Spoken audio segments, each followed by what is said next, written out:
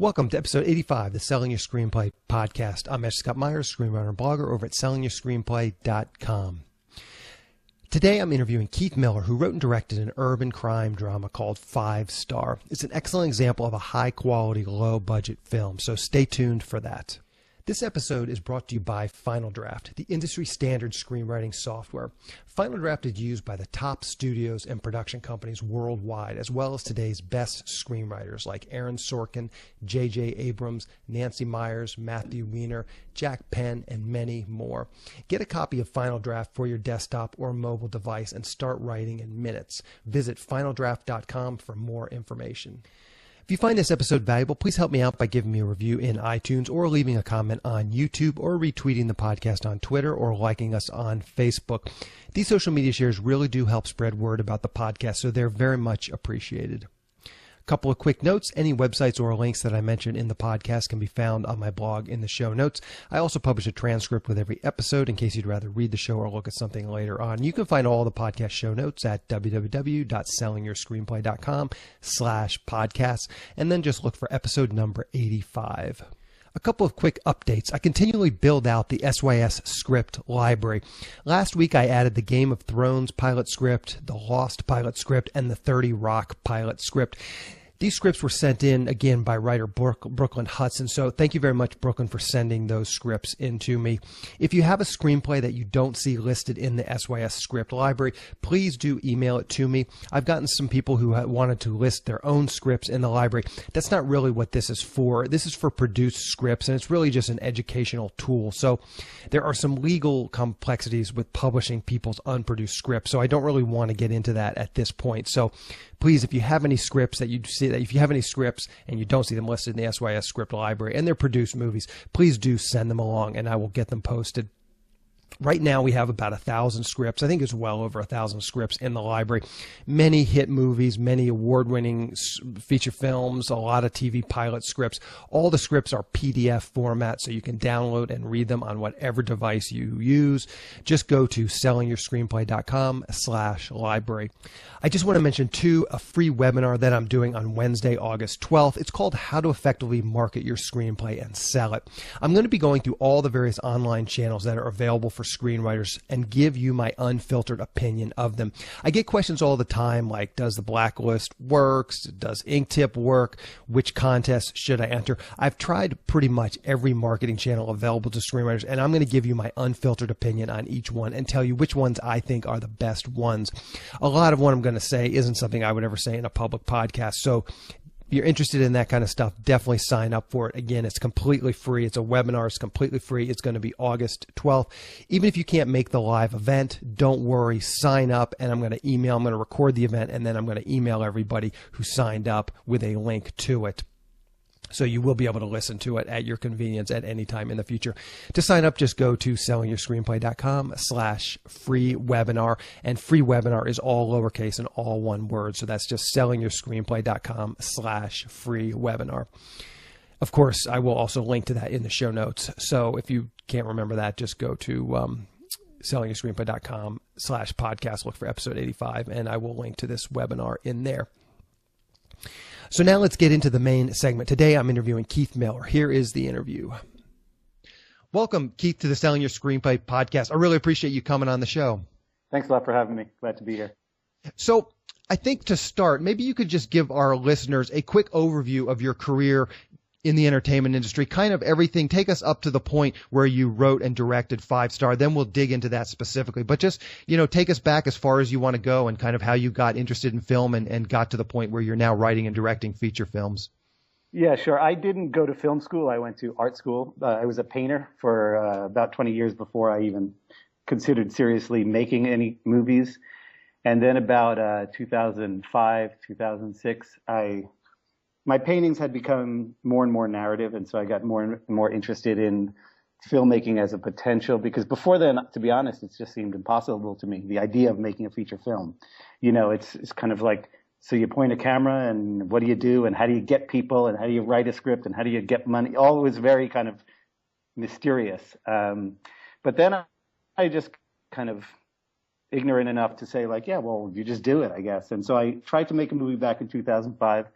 With very low budget, out in New Mexico. And, I ended up making what turned out to be a 30-minute short from a feature screenplay that didn't see much light of day. Went to a couple festivals, but that was kind of my introduction to the process, like learning on set how to do it and then editing that.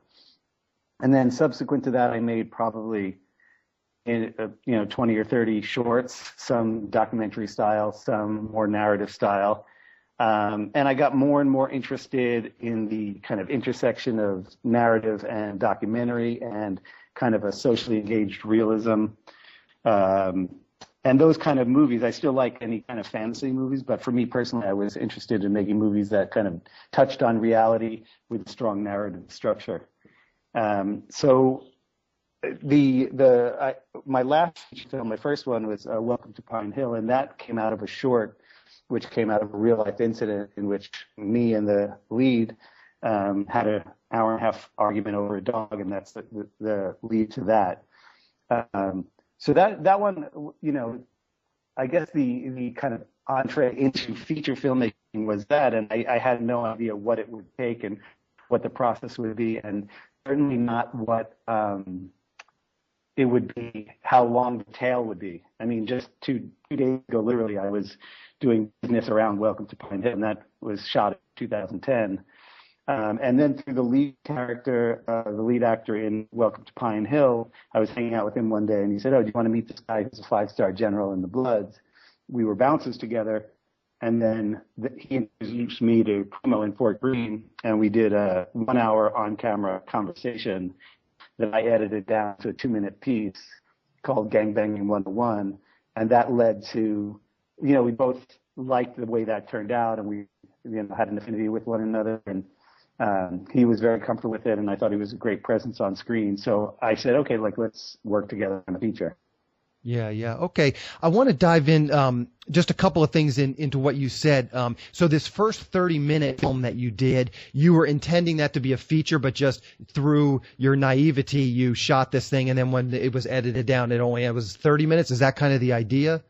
Yeah, exactly. The really helpful thing about that that process there was that since I didn't know anything, I in a lot of ways I was lucky that I wasn't tied down to rules, but then of course, got in the way. But one of the main things I learned is that I had written the script very specifically, and I shot a movie very specifically. But then when I was editing, there were 3 separate things, right? You make something, you shoot something, and you edit something, and it's all based on what you have, not what you wish you had. Mm-hmm. And so when I was first editing the feature, that one, it kind of ended up around 60 minutes because we didn't get quite enough material. But when I really had to edit around performance and around shot quality and around emotional clarity of scenes and all that kind of thing, I really had to change the tone of the movie because the performances I was not a good enough director, frankly, to get the tone of the performances that I wanted. So I had to edit it to the material that was there, which was, that was my big lesson, actually, that you write something, that's one thing. You shoot something, that's another, and you edit the thing that you have, not what you wrote. I mean, there are directors who do that, but I don't do that. Yeah. And this sounds all very do-it-yourself. It sounds like you were shooting and you were doing the editing, and is that correct? You were pretty much doing everything? No, I've shot a couple of things I did, but that one and most of the stuff that I've done, I did not shoot. But I did produce, edit, location scout, costumes, everything along those lines, and write. The shooting part, my main focus, even though I wasn't aware of this with that first piece, consciously, I slowly became more and more aware of it, has always been performance. So I felt like if I was behind a camera, I couldn't get a direct kind of emotional connection with the performers. And so and I'm just not a DP. I'm not a cinematographer, so the technical side of that for me was always in the way. And there's always a lot of people that I came to know through the Brooklyn Filmmakers Collective, which is a collective that I'm part of, who I just liked the way they shot. Mm-hmm. And so I said, okay, you do that part, and I'll just work on the content and performance. Because I would much rather see a poorly shot, well performed than a poorly performed, well shot scene. Yeah. Time. Yeah. So one of the things, and it's one of the things I recommend, I get a lot of novice filmmakers coming to me with a script. And one of the things I always recommend is, write some shorts, produce some shorts. And I'd be curious to hear your take on that. I think people get caught in this trap of thinking that if their short doesn't go viral and doesn't lead to some sort of a big deal, that it's a failure. And I try and really impress upon them that that's not really the point. It's really just small baby steps. And it sounds like that's kind of the direction you went, slowly getting to the point where you got a feature film. So maybe you can speak to that, as how these short films eventually led to writing and directing features. Yeah, one of the things that I always see, I really agree with what you said. One of the things I always see is people have these ideas that are kind of what they're gonna do when. And I think, you don't know what you're going to do when. You may really be a Kubrick-style director that needs, like, every frame to be planned out, or you could be a kind of director that would never do a storyboard, or even, crazier. And so I think the only way to know what kind of a filmmaker you are, and if you actually have a vision, for me, that's the only thing that really matters, is by making movies. And, you kind of bump up against the edges of how you think and how you react in directorial situations by actually directing. And, frankly, right now, I don't think it's even difficult, much less impossible, to make a movie on your own. Everyone's got a phone, and everyone has iMovie or whatever the free software is. And, I think for me, the first thing is always, if you believe you want to make a movie, take a scene and just shoot a single scene. Even if it's not a short, just a single scene, because maybe you realize, I don't know how to write for these people, or I don't know actors screwing up my dialogue, and maybe it's not the actors, maybe it's you, or maybe it's it's where you find where the weaknesses are by actually bumping up against them, not sitting in your room and when I make a movie it's going to be awesome, because it might be, but who cares until you actually do it. And by actually doing it, you realize, like, oh, you know what I like? I don't like long takes. I like back and forth master shot standard, or I like handheld whip pans, or I like, angry people like David Mamet, or I don't like angry people like I personally do. So. Yeah.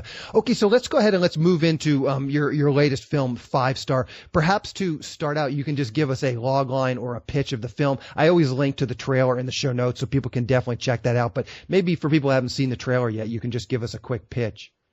Sure. 5 Star, this is kind of the pitch that we have mostly. 5 Star is a story of a 5-star general in the Bloods whose mentor is killed by a stray bullet, and he takes the mentor's son under his wing.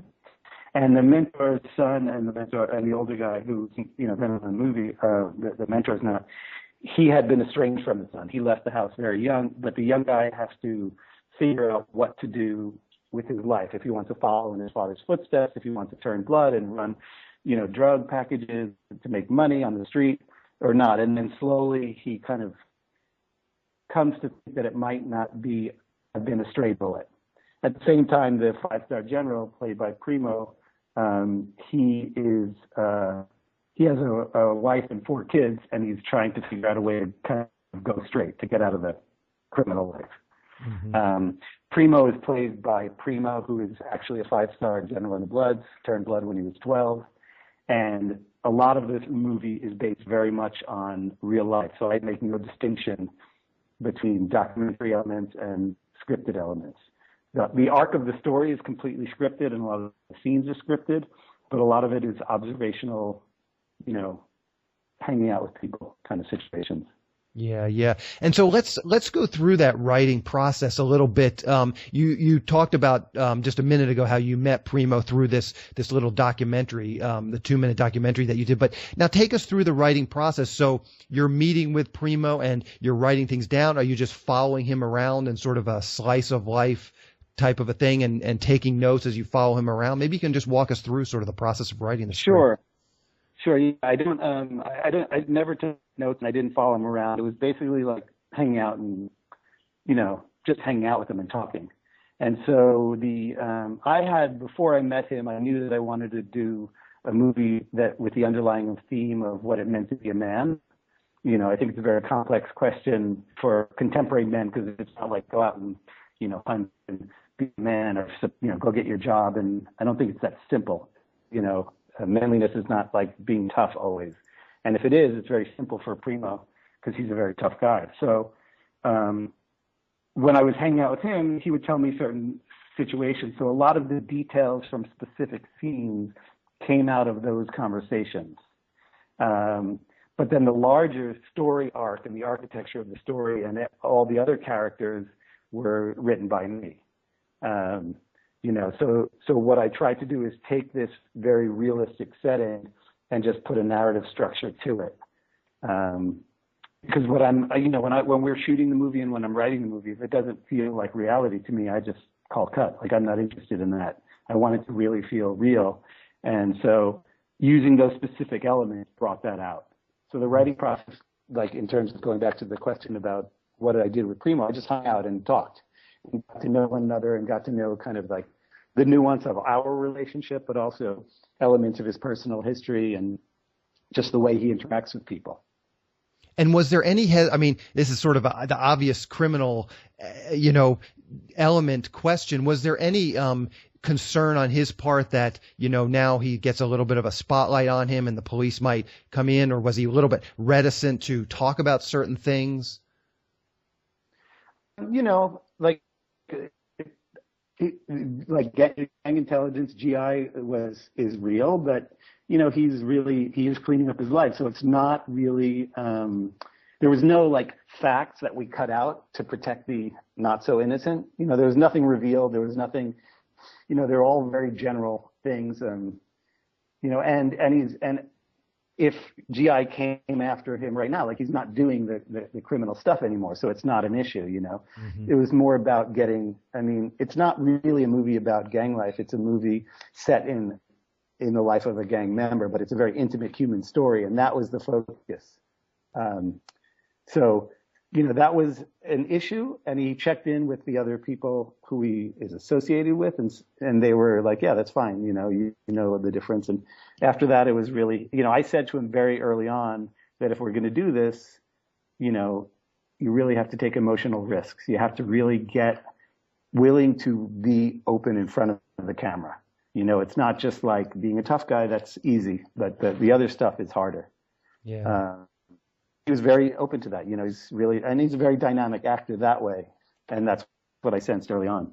Yeah. So take us through then the writing process. So you're hanging out with him, you're getting ideas. Then just even the nuts and bolts I find interesting. When you're in a writing groove, do you write 6 hours a day or 8 hours a day, for 6 months and get the script pounded out? Do you write a couple hours a day? What's your writing sort of schedule? I'm in the middle of writing the next movie right now, and I am kind of doing that like every day, sitting down, trying to spend as much time as I could. I wake up in the morning and I tend to try to do that the artist way thing where I handwrite 3 pages or so, just free flowing, and then I'll sit down in I use Celltex software, and I will write out specific scenes, and with 5-star, what I did is I wrote out specific scenes, but a lot of them were just like they get in a fight, and I'd kind of bookmark it and do specific dialogue later. With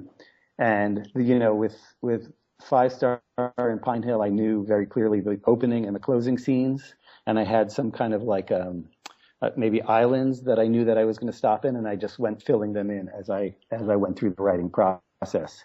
Mm-hmm. And since I shoot in this, documentary style, a lot of the scenes would just stay in the kind of they get in a fight, but them were very specifically word for word kind of written. So the ending script in 5-star I think ended up being about 40 pages, 30 pages. But then a lot of the scenes, there's dialogue in there that I didn't actually write down. That on set I tell them what the dialogue will be, and I don't give any of the actors or the crew the whole script until the day we're shooting that scene. So the whole finished script for 5-star was only 40 pages, and then filling in, there was a lot of impromptu stuff that you just had in your head, or where does this stuff come from? It comes from them, and it comes from my head. Yeah. Okay. Well, So a lot of it was like, here's the basic setup of this, and you go down that road. But what I am very interested in, I like the way real people talk, and I don't see that in movies. I find that people tend to get to the point very articulately in movies. because they're good writers, you know what I mean? But people circulate around an idea and then kind of almost get to it. And I was interested in that and a lot of the slangisms and whatever you want to call it. Like that's what I was going for, the feel of everyday life, the fabric of everyday life. Okay. So now you've finished the script. What was the next step after you're done the script? Raising money, getting the crew together. Kind of take us through that process of taking it from script to actual production, raising the money to do it, all that stuff. Sure. Well, the crew of Welcome to Pine Hill, the first movie, mostly very good friends of mine from the Brooklyn Filmmakers Collective, and they all had I think they had a very positive. I know they had a very positive experience with that, and they're all excited about the outcome. It was like a little movie made for literally like nothing, not literally, but really close to nothing, and got distribution. And so when Five Star came around, I'd already been like, oh, let me know when the movie, I'll be part of it, and so it was kind of easier to get the crew together for that. And I had a 2-minute piece that I did with Primo, and everyone liked the story idea, the pitch for it. And so the crew was fairly easy. The most difficult parts were, art direction and production design, but that also was easy. I just had to kind of look around. And in terms of the budget, my brother is the producer of both movies. And, for Pine Hill, like I said, there was no budget, so it didn't really matter. A bunch of people had said to him, he's in business and, the business world, and a bunch of people had said, oh, I wish I'd known. I would love to invest in that, in Welcome to Pine Hill. And so he could say to them, that's great, because you can invest in this next one. It's a very, very low budget movie, 5-star. Mm-hmm. And, so it wasn't like we went to investors. We didn't go to any investors. We went to people who had a little bit of extra money, and they were interested in being part of. They loved Pine Hill, and they were interested in being part of it. And so they kind of offered themselves up. And a lot of the crew, we didn't do a deferred payment style. We did an in kind, which means that everyone who worked on the film would, like, half their pay was an investment in cash in the movie. And it turned out that we got enough investors that we could offer almost all the people working on the films like full payment if they chose that. And some chose that and some did. Most of the people chose the money, but it's 50. It was a little less than 50-50 for that. Mm-hmm. So getting the money actually happened very quickly. When I finally said, yes, we're going to definitely do this, it was right around Welcome to Pine Hill came out in theaters and on Netflix, that 2-week window that happened. And that was a pretty good, like, hey, we're going to be doing something. And people were like, oh, I wish I'd known. And, so we could respond, you can. And that kind of led directly to the 5-star, which is, I guess, one of the things everybody hopes their first movie will do. Yeah. Perfect. I think that's a great story, and it really shows getting out there and starting with that first feature is really what kind of led into this one. So I think that's a great tip. One thing I really wanted to talk about is the casting of this movie, because the acting was excellent, and a super low budget movie, when the acting is bad, the movie is bad. And it seems like, with Primo, obviously he's not a professional actor, but I'm assuming a lot of these other people are not professional actors too, but you still got really great performances. So maybe you can talk about just the casting of this, because again, I think this would be very valuable for people to hear how just the logistics and how you went about casting and then ultimately getting the performances from these actors. Casting is really the key. Like with John, John had done, I met John because he was in a short movie by him from Jeremy Engels called Mosquito. And he was a very secondary character in that, but, Jeremy said, yeah, get John to come in for the casting, for the auditions. I said, oh, is John good? He said, John, I think he's good, but you decide. But John always has 20 friends with him. And John showed up with 20 friends, and they all auditioned. But, you see John standing next to Primo, and it's a beautiful combination. Like, John's a stick figure, and Primo's so solid, and just, they immediately had a real, like, older brother or father-son kind of rapport. And I just, that he kind of was what I wanted, We did audition probably like 70 people for that role. And I think for all the roles, we auditioned quite a few people. And, you know, what I felt like is if I have to really direct them, like to change who they are, like there's certain actors who really change who they are in every role, like you don't recognize them. That's not what I was going for, because I wanted to go deep into who they are really. You know, like the audition for me always started long before they were given any lines. So like as I met them, and I felt like, yeah, like Wanda, who plays the mother, she is a working actress, but more than her is like, yep, you know, she has that slight Puerto Rican accent.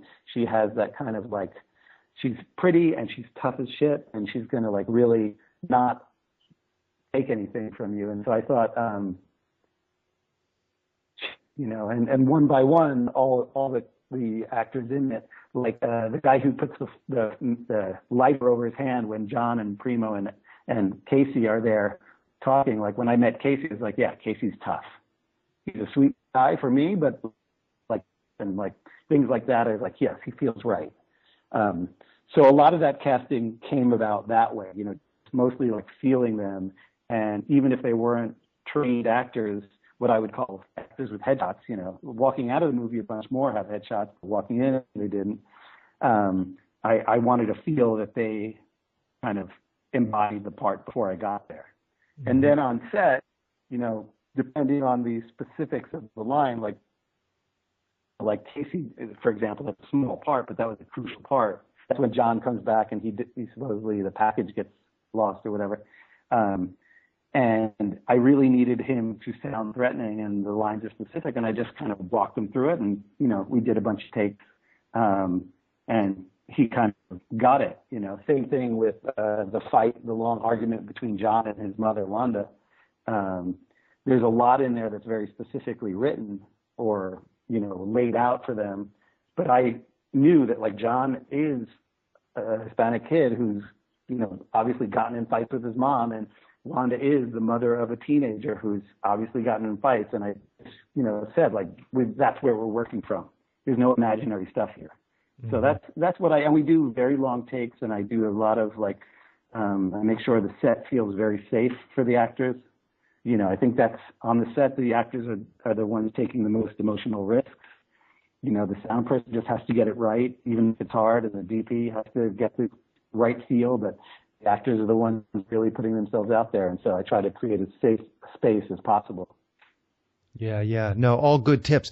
Okay, so now you've finished the film. Take us through a little bit. Just, this feels very much like sort of an indie drama that could do well at festivals. Did you guys submit to festivals, take it to festivals? How did you ultimately find your distributor for this?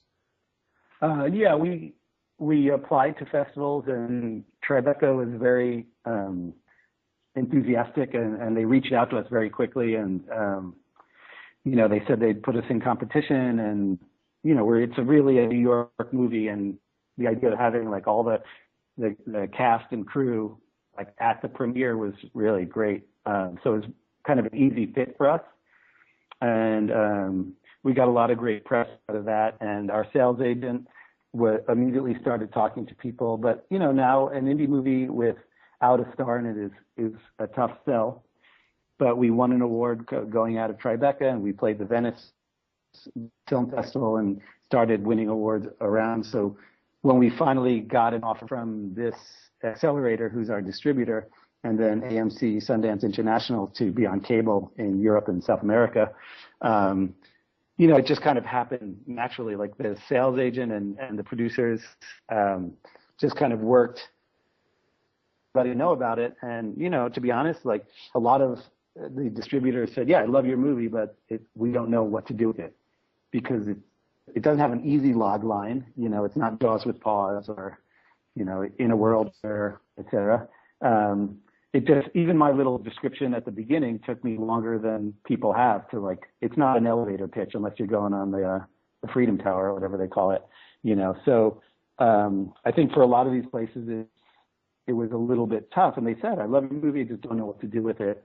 But Accelerator has, they were really enthusiastic about the movie, and, you know, they're aware that this is not going to be like a Blair Witch Project. They're not going to like buy their summer houses in France off the movie, but they believe strongly in it, and the issues in it are, for them, and I think a lot of people, handled in a way that felt complex and real and honest and very intimate in a way that, I don't think I see very often, if ever. And so that was kind of the thing that sold the movie. It was not like holy cow, this is going to be big and like sensational. It's more like, oh, this is like real. And that's the thing that sold it. So I don't know if that's any advice, but that's the way it worked for us. Okay, yeah. And I'm curious, a lot of the festivals, you always kind of hear that they're somewhat political. Were these just cold submissions to these festivals, Tribeca, and you got in? Did your sales agent know someone over there? Just maybe you can talk a little bit about the process of getting into these good festivals. Yeah, the sales agent had nothing to do with the festivals, actually. That was all us. It's Welcome to Pine Hill. There was a lot of just cold submissions, but we won a bunch of awards and got good press and got distributed by Oscilloscope, which is a reputable indie distributor. So the second movie was a little bit easier. Not all, but a bunch of the American festivals at least had kind of heard of me and Welcome to Pine Hill. So, when we sent them an email, hey, I'm Keith Miller of Welcome to Pine Hill, and I have a new movie. Are you interested? And they'd say yes, and we always had to ask for a fee waiver. Most of the time we didn't get it. Sometimes we did. I think that they are political, but I wouldn't personally overemphasize that. Now that I've been through it with two movies, I think that there's the politics of I was here twice, and now you'll let me in again. I think that's real. And all the festival programmers really do know one another, and if you're a jerk at one, the next one's going to know. But on the other side, like, they watch a lot of movies, and if your movie's boring within the first 10 minutes, they may make it to the end, but they've already been bored by it. And, like a lot of the festivals we went to, they were just cold. Like, we were told that I saw your movie at Tribeca, and I really want to program it. It was that simple. And a lot of, people say, oh, you always get into all these festivals, but, I think we probably paid like 30 or 40 festivals with 5-star. And I think we've gotten probably 70 rejections. So the idea that it's like just like a cakewalk once you get done, you just like anywhere you go, sure, we'll go to Sundance, Toronto, and Cannes. Like, no, we were rejected actually we didn't apply to Toronto, but Sundance and Cannes rejected us. And, there's a lot more rejections than there is. And I, of course, take it very personally, but I just have to walk away and say, okay, this is another festival, and there's a lot of those festivals, which honestly, like, this wouldn't be the right movie for, even if I want to go to them. I don't know about Sundance or Cannes, but like some of these festivals, it's just, you could imagine it playing there and people would be like, what is this? And why am I here? I didn't come to this festival for this. So. Yeah. No, thank you for sharing that. I think rejection is part of the process in this business, and there's no shame in it. And you just have to get used to it. And it can be hard no matter how seasoned you are. So let's talk about just where people can see 5-star, the release schedule. Is it going to, when it's going to be theatrical, or when it's going to be video on demand? Just tell us whenever it's coming out. Sure. It's July 24th. It's at IFC Center in New York, in Manhattan. And then on July 31st, it's at the Arena Hollywood in LA. And on August 4th, it's on video on demand. So iTunes and Amazon and, wherever digital, you can find that. The movie has a website, so we'll post all the links when they're live. Right now, there's a link to IFC and Amazon and Arena Hollywood. And there's probably a link to the IFC, the iTunes trailer, which will eventually be the iTunes download or whatever streaming. Yeah. Okay, perfect. And I always like to end the interviews. Is there some way for people to kind of follow you? If you have a blog or a Twitter account or a Facebook account, you can mention your Twitter handle or whatever you feel comfortable sharing, just so people can kind of follow along with your new films. Sure. Yeah, I'm Keith Q. Miller on Twitter. Let me double check that that's really the case. I'll double check it okay. I'll double check it and I'll put links in the show notes, so I'll get all that shored up. Okay. Yeah. So, and on Facebook, I'm Keith Miller. They could probably find me. And the movie itself has a Facebook page and a Twitter account, so you could follow. Yeah, I'm Keith Miller on Twitter. And they could friend me on Facebook or whatever. I'm not too shy about that stuff. Okay. So there's a bunch of ways. I'm on Instagram, and I don't really do too much movie stuff on Instagram, but if you want to see pictures of my dog, that's where to go. Okay, perfect. Well, Keith, this has been a great interview. I really enjoyed your movie. Well done on that front. So I wish you luck with it. And as I said, this has been a great interview. So I really appreciate your coming on and talking with me. Thanks so much for having me. It's been great to talk to you. Thank you. We'll talk to you later. Good luck. Okay, bye. Bye. I just want to mention two things I'm doing at Selling Your Screenplay to help screenwriters get their scripts into the hands of producers and sell their screenplays. First, we've created a monthly newsletter that will be sent directly to producers. Every member of SYS Select can submit one log line per newsletter. I went and emailed my large database of producers and asked them if they would like to receive this monthly newsletter of pitches. So far, we have well over 150 producers who have signed up to receive it. These producers are hungry for material and happy to read scripts from new writers. So if you want to participate in this pitch newsletter and get your script into the hands of lots of producers, sign up at sellingyourscreenplay.com/select. And secondly, we're now fielding leads from producers for screenwriters. We're doing a lot of outreach to try and bring in requests from producers to screenwriters. Last week, we had more than 10 paid screenwriting leads. These are producers and production companies who are actively looking to buy material or looking to hire a screenwriter for a specific project. If you sign up for SYS Select, you'll get these emailed directly to you several times per week. Here are a couple of real examples from last week's leads. We had a production company looking for a screenwriter to adapt a book into a screenplay.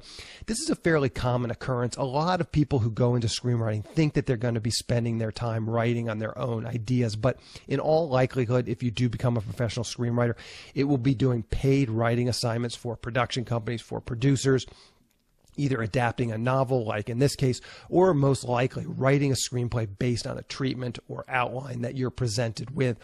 This is really the vast majority of screenwriting work, is working with a producer and writing their idea into a fully fleshed out screenplay. So again, this is a nice lead.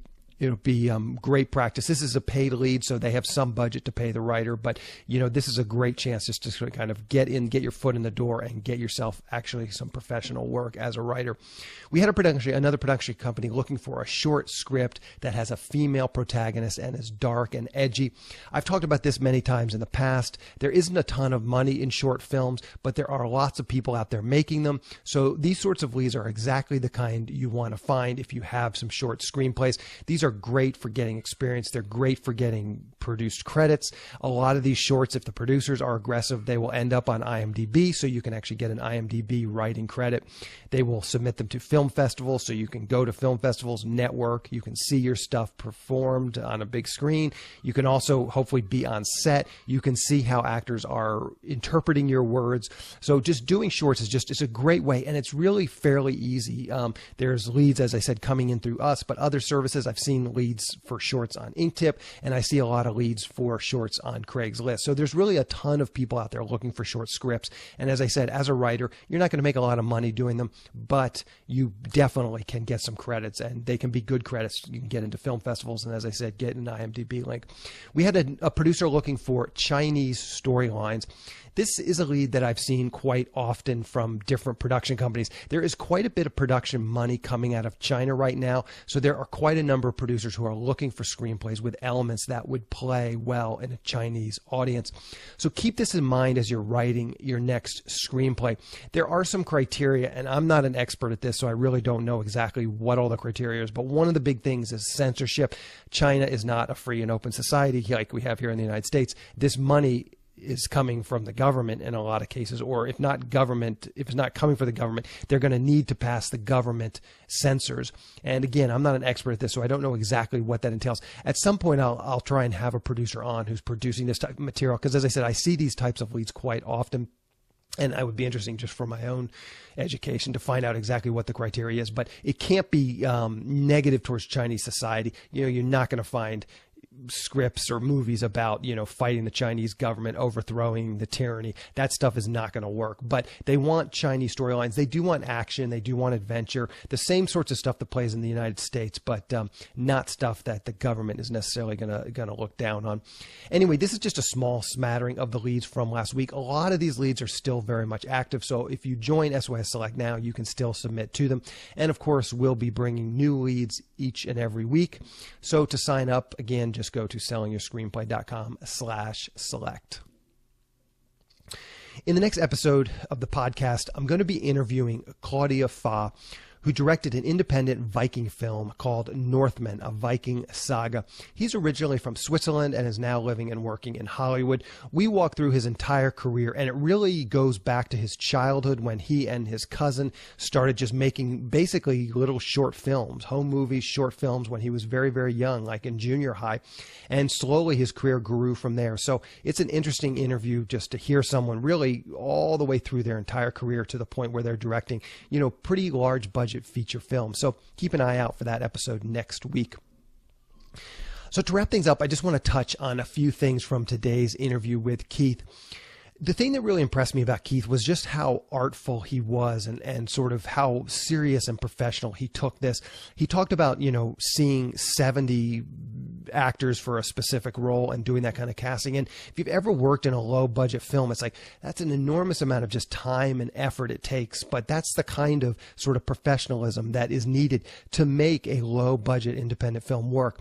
If you're considering doing a low budget independent film, especially one that is more on sort of the artistic side, the drama side, I would say definitely check this film out, because this is really about as good as it's going to get. The performances are great. It looks great, sounds great. And when you're doing a low budget film, I mean, I've done a bunch of low budget films, really from just really super low budget up to, a few $1 million films. And I can tell you, doing a film this low budget, it's really difficult to have it turn out this well, and nothing to do with the writing necessarily, just getting performances out of actors that are not professional actors, getting, high quality lighting and cinematography out of a DP who you're not paying a huge amount of money to, getting good sound when you're not paying your sound guy a huge amount of money. And I don't know exactly how much he paid, if he paid these people anyway to his friends, but this is a real good example of sort of, I would say, the top of the key for, sort of low budget independent films. This is a real good example of that. So if you're considering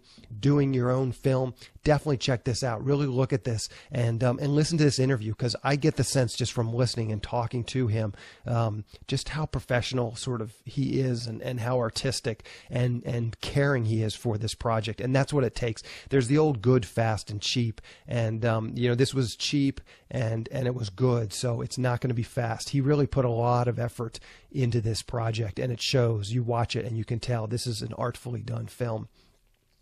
Anyway, that's the show. Thank you for listening.